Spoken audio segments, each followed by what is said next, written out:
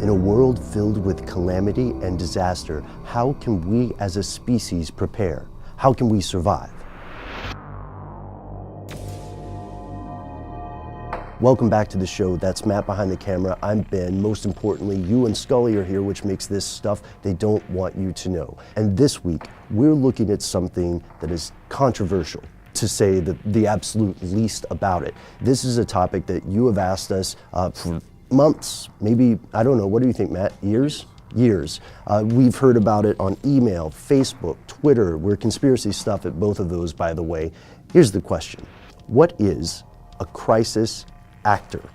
Well, that depends on who you ask and which event or crisis you're referring to. The crisis actor theory, here's the gist, is that certain mass tragedies are in fact staged events. It's literally a performance, and that it's made to deceive the public, to beguile the average person into believing that all of the guns in the US need to be taken away from the common person, or that it isn't safe to go to a school. You'll hear different theories about this, often tying into the larger goal of making a population more amenable to increasing government control. There are quite a few proponents of this idea, among them Alex Jones, James Tracy, and this concept, right, of a crisis actor means that if you believe this, then you're saying that Sandy Hook, for instance, or the Boston bombing, or even 9/11 were staged events that occurred for this purpose of ultimately swaying the mind of a population. A lot of people find these kinds of theories to be profoundly offensive. In the case of the Sandy Hook shooting, there's a man who rescues 6 children and was accused of being a crisis actor and was harassed, digitally. People were calling his phone, delving into his private life. And of course, a lot of people believe that this is an offensive idea because folks really did die in these events. There's no way around that fact. And their criticism here, which is a valid question, is it not demeaning to the people who actually died to say that this entire thing was essentially a dog and pony show? So those are, at large, the two sides of the debate on this theory. And this theory takes two concepts that you have heard about before if you've watched our episodes. One is the idea of false flag attacks, and the other is the idea of military gaming or scenario role-playing, right? And it combines these two, but the goal here, instead of military preparedness, is more population preparedness. And here's where it gets crazy, especially for the skeptics in the audience who think this is entirely offensive and ridiculous. Okay, both of the things I just mentioned are real. False flag attacks really have occurred and may still be occurring. Gulf of Tonkin, anyone? However, it is also true that this sort of role-playing that militaries and first responders and agencies in governments throughout the world engage in, that stuff really happens. And crisis actors are real. Maybe not the way you think, though, because what crisis actors do, what we are talking about, is a very strange day job. Imagine this is your job. Every day you get up and you report to this off-site base in the middle of nowhere, and you go to a wardrobe room, right, where they bandage up your arm, and give you a little black on your eye or something, and you are going to spend the next day pretending to be someone who narrowly survived an earthquake, or someone who narrowly survived an invasion from a foreign military.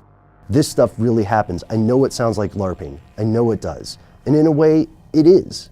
Private companies are hired to play these reindeer games, or war games, I guess I should say, and they've been doing it for years. However, the difference here is that the people who are doing these things are participating in a scenario that everyone knows is hypothetical.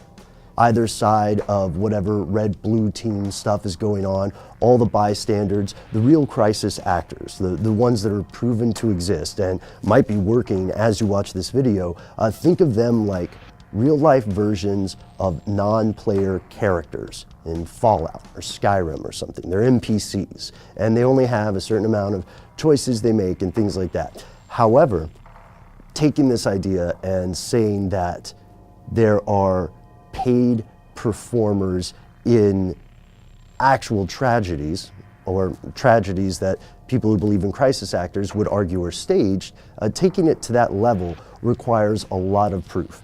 And at this point, it seems that there isn't any hard evidence. Now, you can find a lot of people who believe in this crisis actor theory, crisis actor theorists. You can find them posting photographs on websites and saying, this person looks similar to this person from this event. Oh, and there she is again. However, that alone, a similarity in a photograph, is not the kind of hard, universally accepted proof that would have to be there. And I know it sounds like we're explaining away this theory or dismissing it, but there's another wrinkle to the story. There are a couple. This is a wrinkly story. One, there's no secret that several widespread drills, disaster drills, have occurred in very close proximity, time-wise, to actual disasters. Coincidence? Just bad timing? What do you think? The second one, there are things kind of like the crisis actor theory that have actually been proven to occur. Consider the story of Nurse Nariah. We've talked about this before, but this was a person who was paid to go and tell what turned out to be a completely untrue story about horrific atrocities occurring in hospitals, justifying conflicts in the Middle East.